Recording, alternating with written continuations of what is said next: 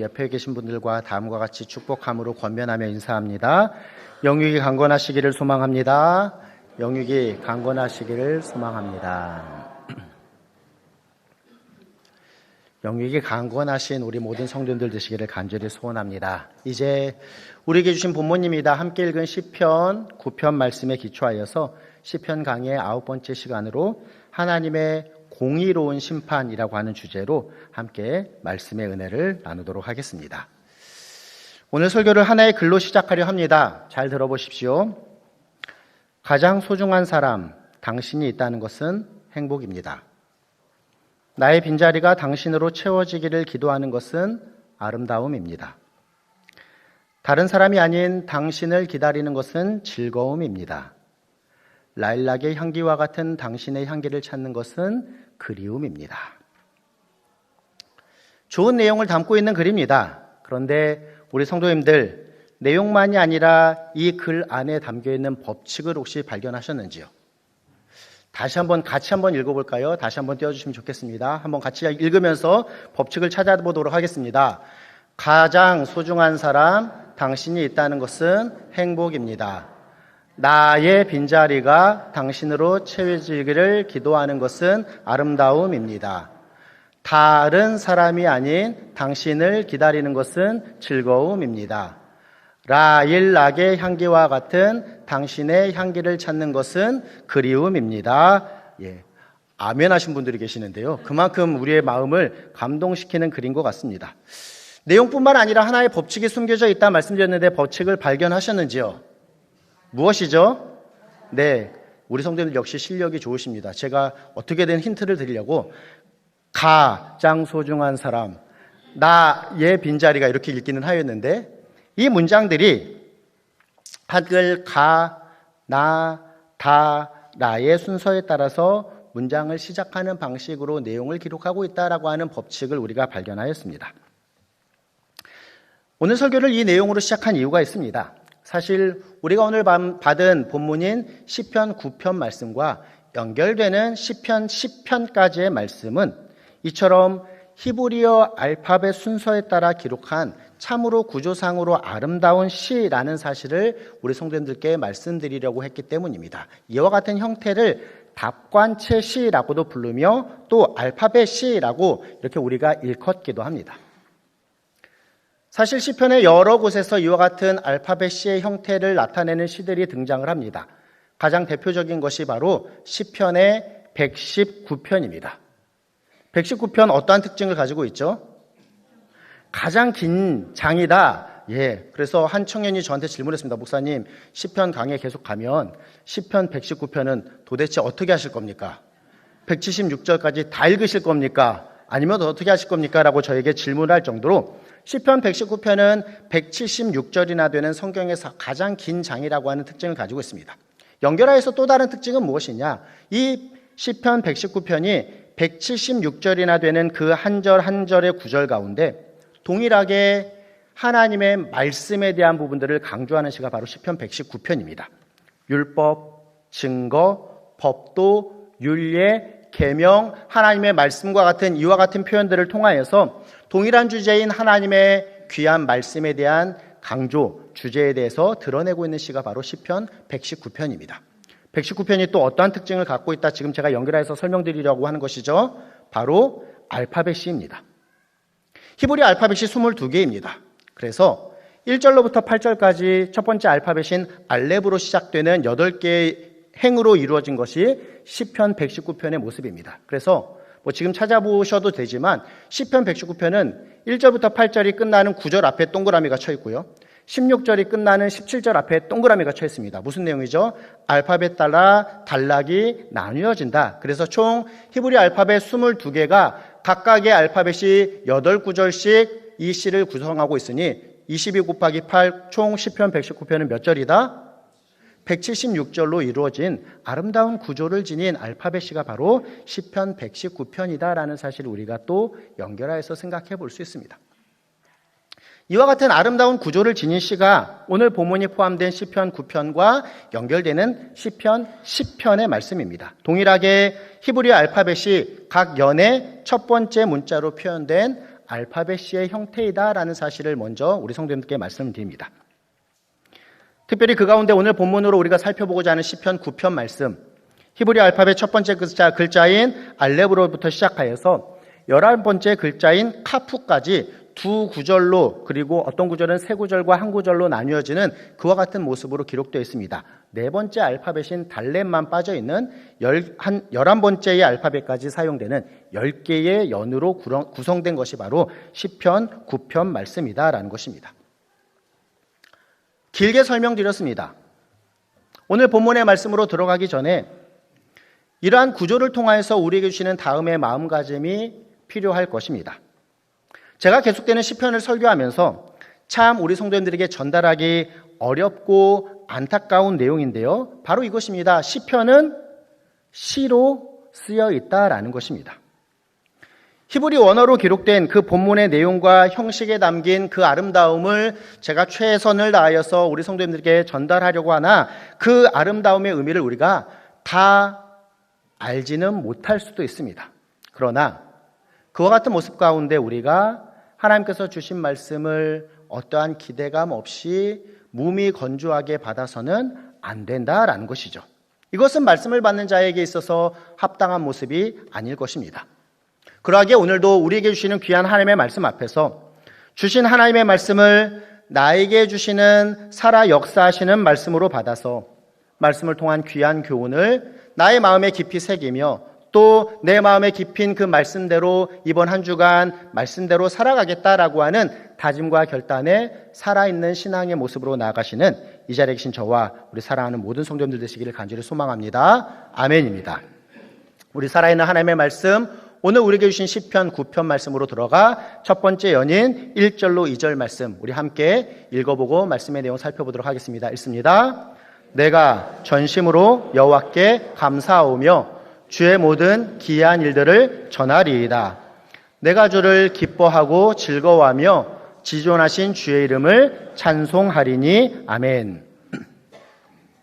히브리 알파벳 첫 번째 글자인 알렙으로 시작합니다. 우리가 알파벳을 다 모르지만 히브리 알파벳 첫 번째 알파벳이 무엇이라고요? 알렙까지는 좀 알고 있으면 좋을 것 같습니다. 이렇게 좀 약간 X자 비슷하게 생겼는데요. 알렙으로 시작하는 시편 9편의 첫 번째 연 1절로 2절 말씀, 우리가 함께 읽은 바와 같이 하나님을 찬양하고자 나아가는 시인의 의도를 표현함으로 이 시를 시작하고 있습니다. 원어로 살펴보면 1절로 2절 말씀은 4개의 행으로 이루어지는 한 연의 형태를 갖습니다. 그리고 이 4개의 연이 다음에 5개의 동사가 연결되는 구조를 갖습니다.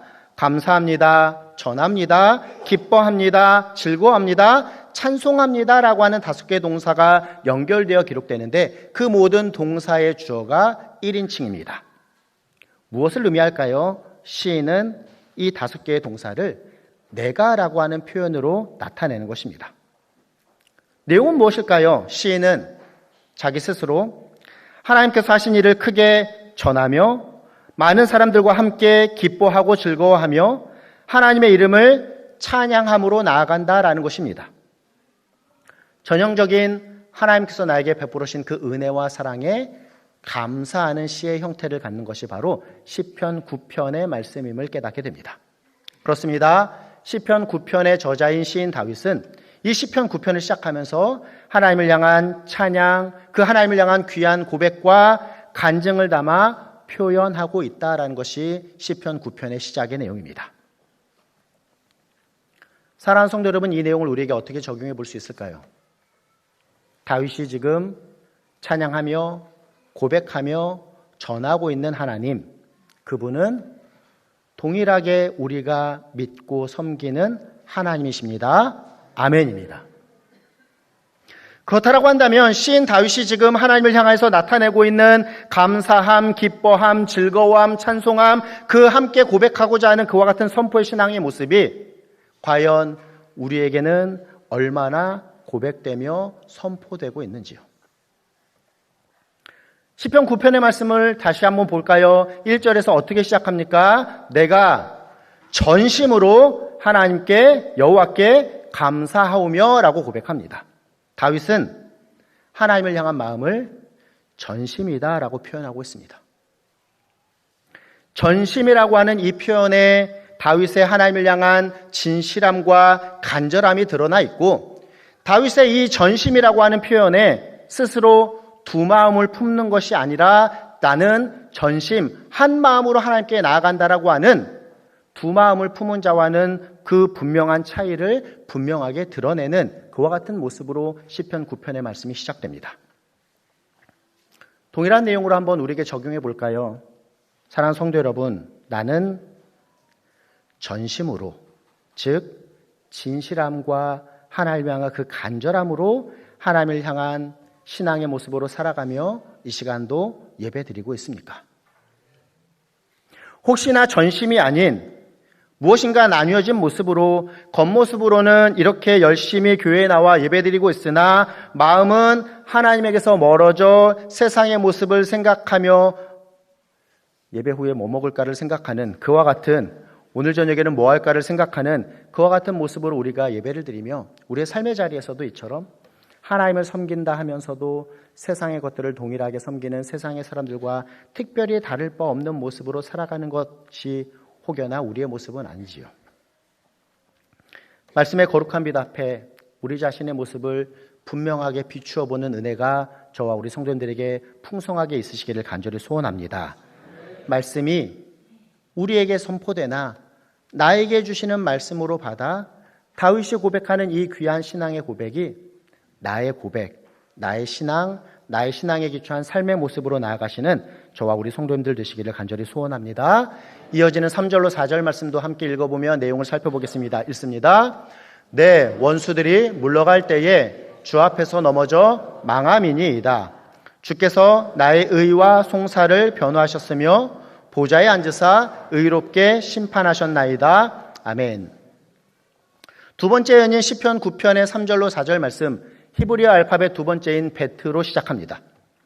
시작하는 1절 말씀을 통해서 우리가 무엇을 살펴보았습니까? 하나님을 향해서 감사와 찬양을 드린 시인은 이제 본격적으로 이 시의 중심 주제를 나타냅니다. 주님께서 보좌에 앉으사 의롭게 심판하셨나이다 라고 고백하며 보좌에 앉으신 의로우신 재판장 되신 주님을 그가 고백하고 있습니다. 원수의 핍박 가운데 주님의 도우심을 구하였는데 그 주님께서 재판장으로 개입하여 주셔서 의롭게 심판하셨다라는 사실을 시인 다윗이 고백하고 있습니다. 교회를 어느 정도 다닌 분들이시라 한다면 다윗에 대해서는 잘 아실 것입니다. 다윗의 삶 어떠한가요? 성경에 등장할 때에도 다윗은 그리 존재감이 있지 아니하였습니다. 그 이새의 아들 중에 왕을 세우겠다라고 하는 가정의 이야기들 가운데 사무엘이 그 집을 방문하였을 때에도 다윗은 마치 아들로서의 존재감이 없는 듯 혼자 나가서 양떼를 지키고 있는 모습이었습니다. 이후에도 다윗은 멋지게 골리앗을 처치한 그와 같은 모습으로 등장하나 그는 그와 같은 일들 가운데 승승장구하는 모습으로 나가지 아니었습니다. 오히려 왕이었던 사울의 시기를 받아서 수많은 사울을 포함한 대적들의 위협으로 고통당하고 핍박당하고 피하는 삶이 다윗의 모습이었습니다. 하나님의 뜻 가운데 왕이 된 이후에도 다윗은 어떻습니까? 평탄한 삶이기보다는 심지어는 아들 압살롬이 반역을 하여서 도망가는 그와 같은 모습이 바로 다윗의 모습이었습니다. 다윗의 삶, 그런데 잠잠히 생각해 보십시오. 우리는 이와 같은 파란만장한 삶을 살아간 다윗의 모습을 통하여서 우리 자신의 삶의 모습을 발견하게 됩니다.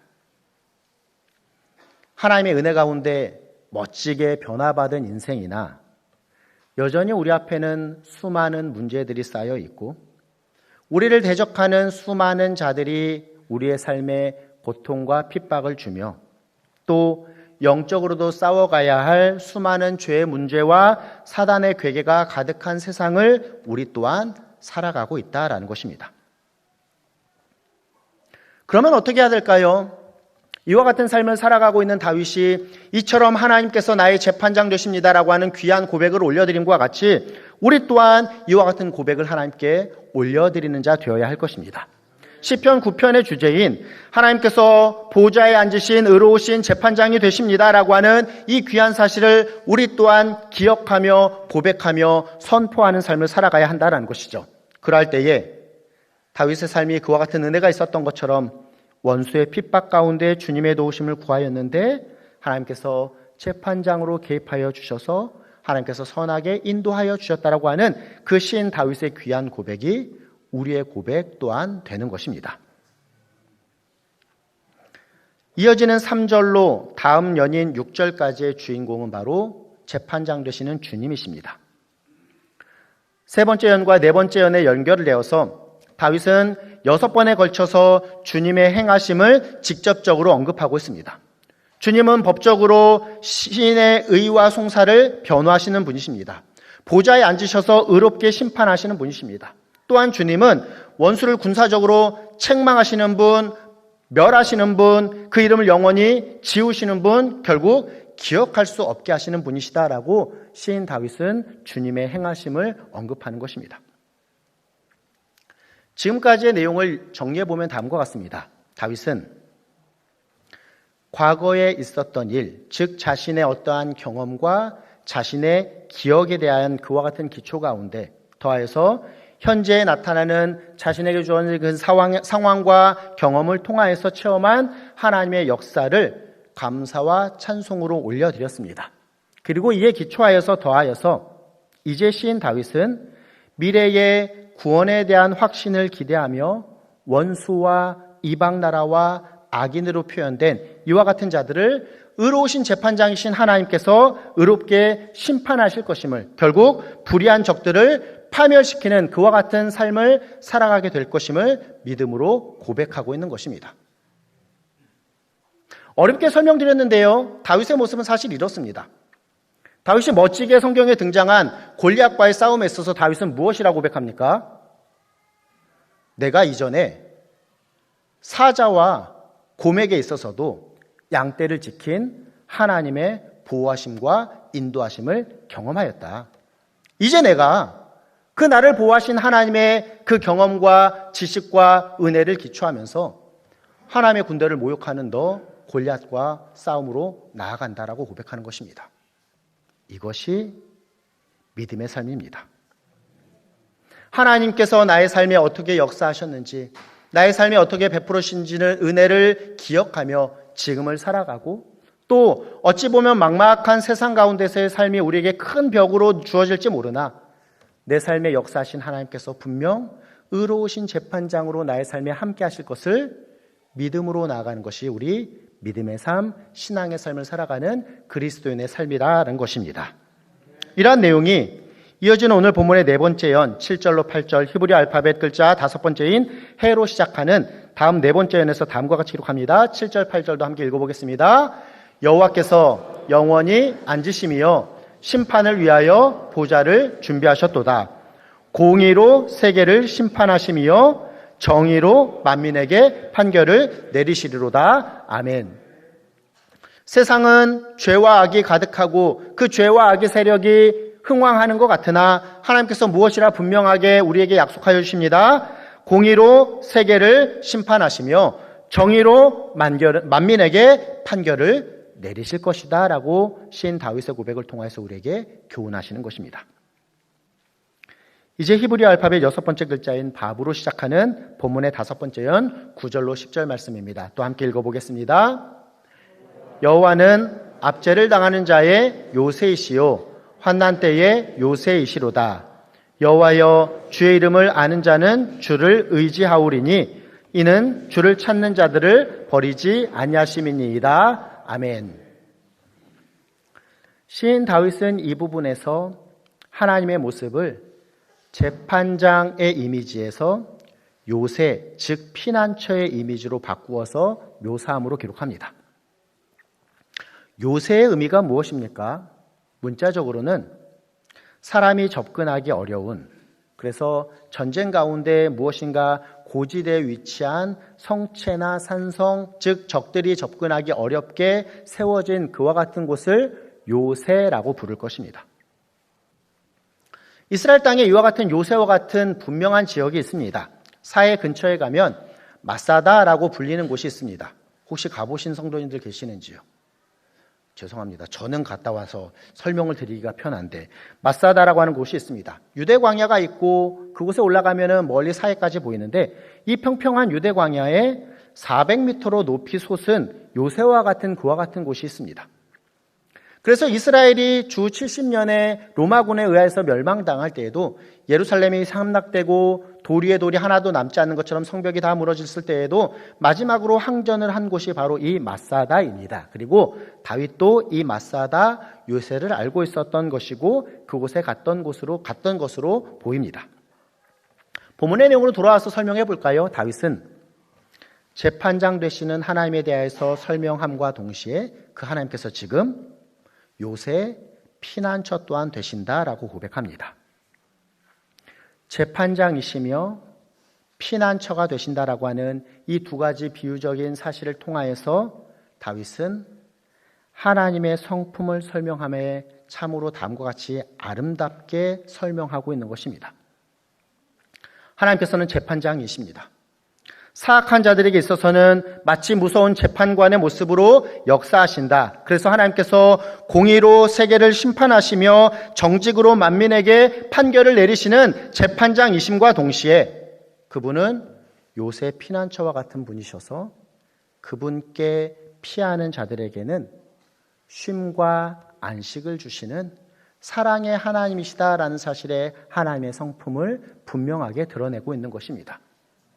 재판장이시며 피난처가 되신다. 우리 하나님 공의의 하나님이심과 동시에 사랑의 하나님이시다라는 사실을 분명하게 다윗은 고백하고 있는 것입니다.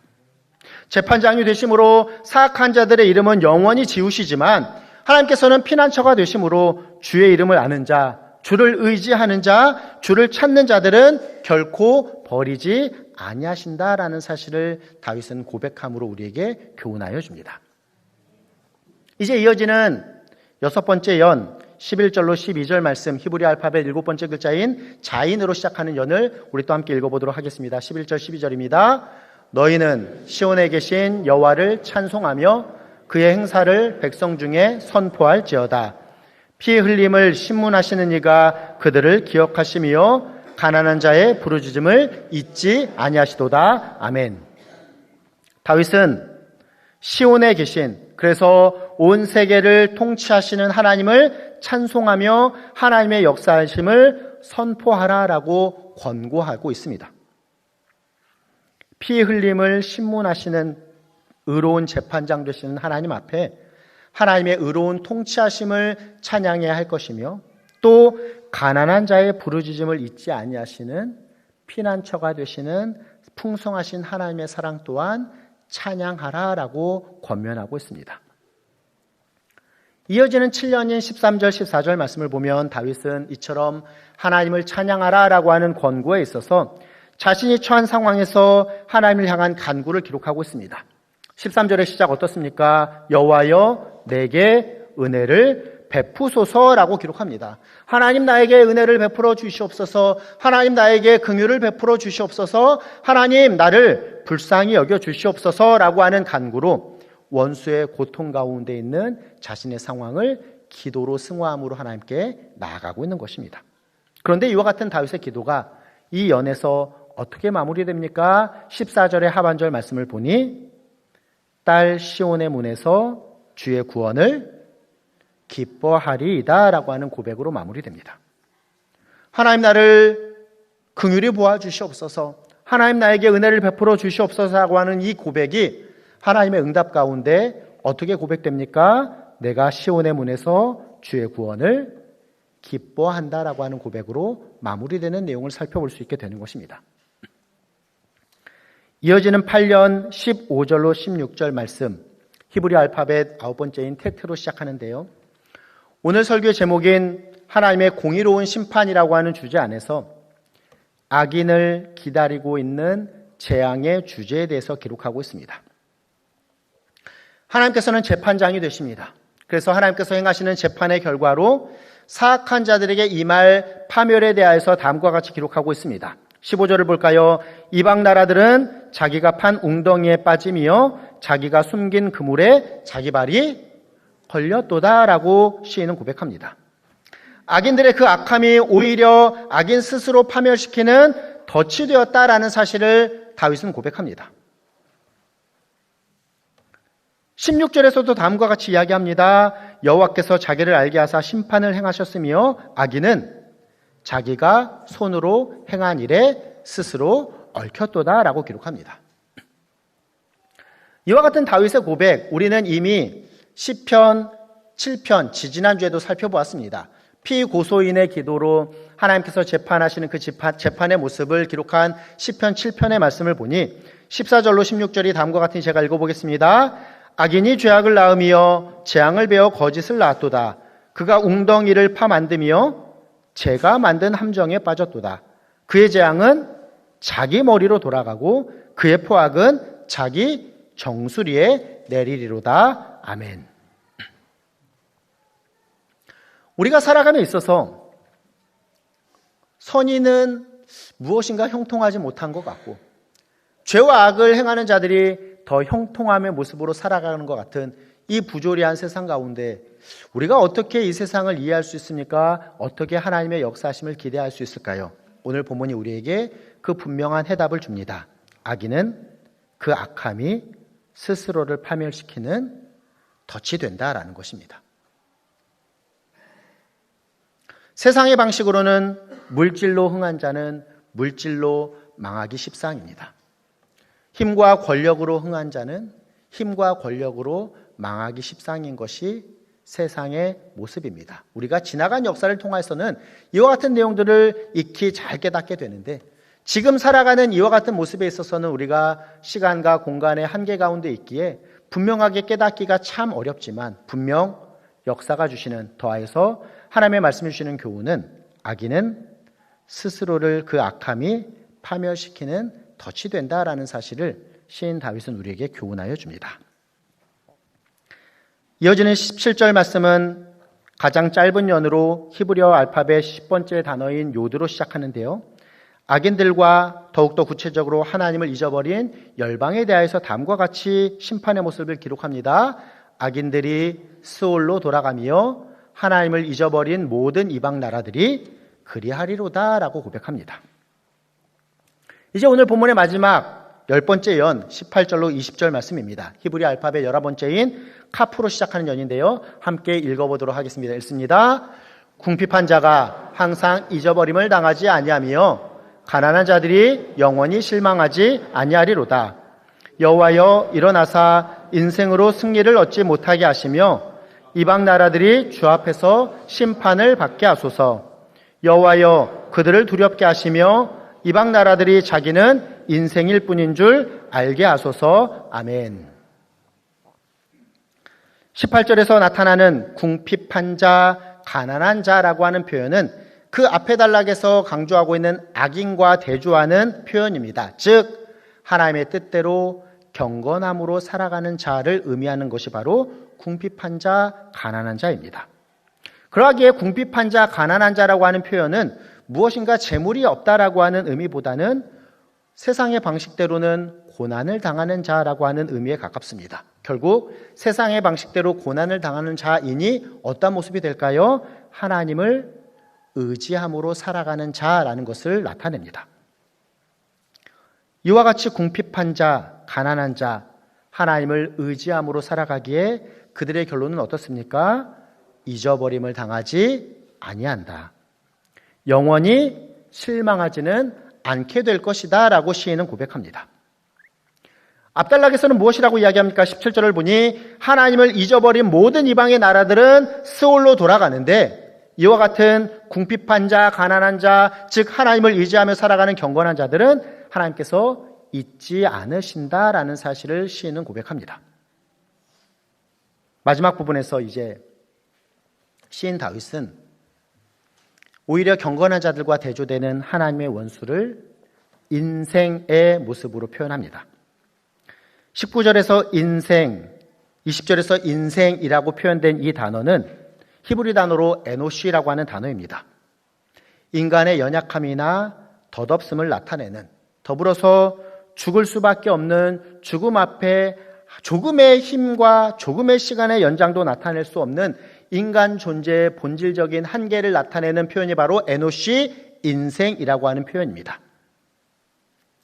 이와 같은 유한한 인생들이 하나님을 그들의 삶에 두지 않고 살아갈 때에 그 교만에 대한 분명한 심판이 있을 것을 시인이 선포하는 것입니다. 19절입니다. 여호와여 일어나사 인생으로 승리를 얻지 못하게 하시며 이방 나라들이 주 앞에서 심판을 받게 하소서. 20절입니다. 여호와여 그들을 두렵게 하시며 이방 나라의 자기는 인생인 뿐인 줄 알게 하소서. 하나님 없이 살아가는 인생은 분명한 한계 가운데 멸망과 스올 그 지옥으로 갈 수밖에 없는 그와 같은 존재임을 깨닫게 하여 주시옵소서라고는 호소로 이 시를 마무리합니다. 말씀을 정리하겠습니다. 오늘 말씀을 우리에게 주시는 귀한 말씀으로 나의 삶에 적용해보며 말씀을 마무리하면 좋겠습니다. 우리가 살아가는 이 세상, 그 세상 가운데 살아가는 우리의 모습 어떻습니까? 세상은 점점 질서를 잃어가고 선과 악의 구분이 모호해지며 무엇이 옳은 것인지가 참 불분명해지는, 그래서 악이 점점 횡행하고 악이 마치 선인 것처럼 보이는, 악이 선을 제압하는 것처럼 보이는 세상을 우리가 살아가고 있습니다. 이러한 세상이기에 하나님을 믿는 자들의 삶은 점점 힘겹게 살아가는 모습이고 악을 일삼는 자들이 더 잘 되는 것처럼 보이는 그와 같이 선악이 뒤집힌 모습으로 나아가는 것이 죄와 악이 가득한 이 시대의 모습임을 우리가 살아가며 깨닫게 됩니다. 이해할 수 없는 참으로 힘겨운 이 세상 속을 살아가는 우리 그리스도인들에게, 그러나 우리가 분명하게 기억해야 할 사실을 오늘 본문이 우리에게 교훈하고 있으니 그것은 바로 하나님께서 공평한 재판장이 되신다라는 사실입니다. 아멘입니다. 오늘 설교의 제목과 같이 하나님의 공의로운 심판이 분명하게 있다라는 사실을 우리가 기억하며 잊지 않고 살아가는 자들이 되어야 한다라는 것입니다. 인간이 세상의 주인인 듯 보이는 시대 속에서 우리 그리스도인들은 믿음의 눈을 들어 곧 없어질 피조물인 인간이 역사의 주인공이 아니라 하나님께서 이 인간의 세상을 창조하시며 섭리하시며 이끄시고 결국 심판하시는 주관자 되심을 분명하게 믿고 고백하며 선포함으로 나가는 자가 되어야 한다는 사실을 우리에게 교훈하시는 것입니다. 이러한 하나님에 대한 인식, 그 하나님에 대한 믿음이 사라질 때에 인생들은 영적인 파멸과 타락의 모습으로 나아갈 수밖에 없게 된다라는 것이죠. 하나님을 잊어버린 현대인들, 한낱 덧없는 물질과 권력과 명예를 추구하며 그것이 마치 주인인 양 떠받들고 살아가는 모습의 결과는 지금 이 세상의 모습입니다. 이 세상을 가득 채우고 있는 교만함, 죄, 무엇이 선인지도 알지 못하는 선과 악이 뒤집힌 모습이다라는 것이죠. 우리는 귀한 하나님의 말씀을 받았습니다. 이 말씀을 받았으니 자신만을 섬기며 살아가고 자기 중심적으로 살아가라고 하는 이 교만함이 가득 채워진 세상 속에서, 또 죄와 악이 무엇인가도 모르는 이 혼란하고 혼탁한 세상 가운데에서 오늘 설교의 제목인 하나님의 공의로운 심판을 굳건하게 믿으며 공의롭게 심판하시는 하나님을 신뢰하는 그 믿음을 가진 자로서 악이 가득한 세상 속에서도 우리의 믿음을 드러내는 삶, 즉 세상 가운데 분명하게 심판하실 그 하나님을 고백하며 그 하나님의 행하심을 믿음으로 나아가며 그 하나님의 행하심을 함께 찬양하며 선포하는, 즉 하나님께 영광 올려드리는 삶을 살아가시는 저와 이 자리에 계신 우리 모든 성도들 되시기를 예수님의 이름으로 부탁드리며 축원합니다. 아멘.